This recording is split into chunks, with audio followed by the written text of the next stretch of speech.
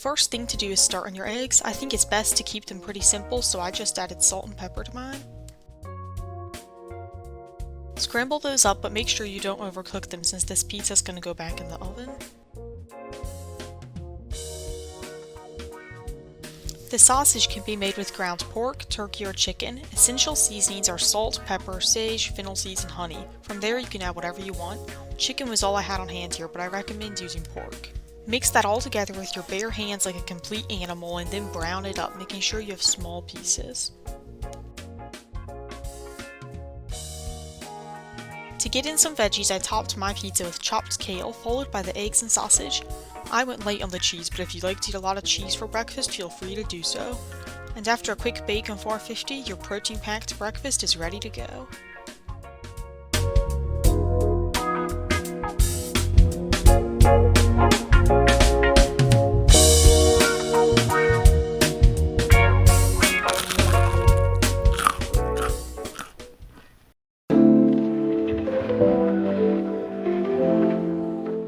This pizza is both straightforward and delicious. Just use barbecue instead of marinara sauce and top with tons of shredded barbecue chicken breast, bell peppers, grated carrots, and cheese. I like to broil my pizza to perfect crispitude before serving.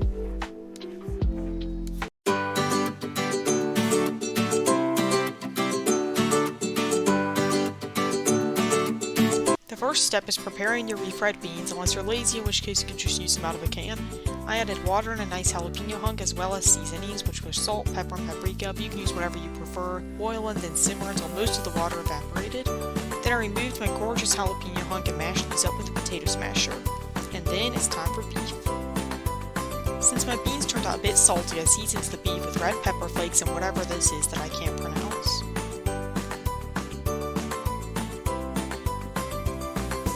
Spread the beans onto your pre-baked crust and add as much beef as possible.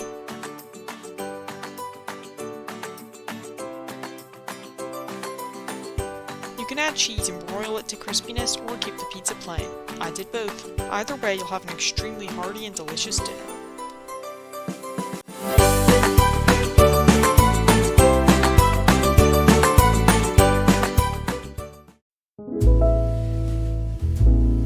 Start by baking your potato halves on 450 degrees Fahrenheit until they are soft enough for a fork to go through easily. Next, cook your ground meat of choice. I used beef. After the beef was fully cooked and had no large chunks, I added Italian herb flavored pasta sauce to create a thick meat sauce for topping the potatoes.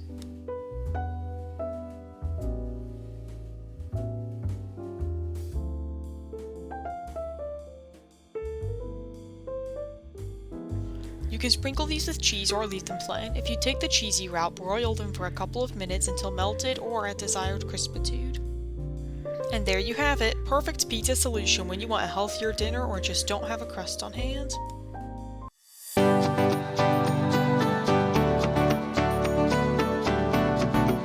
The best part of this pizza is the crusts, and that's because I folded a row of chocolate chips inside before baking to transform it into a cookie.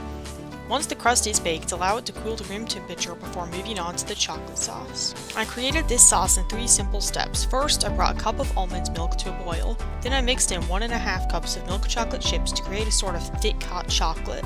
I let this cool for about 15 minutes in the fridge before pouring the whole batch onto my crust, which is about 8 by 12 inches.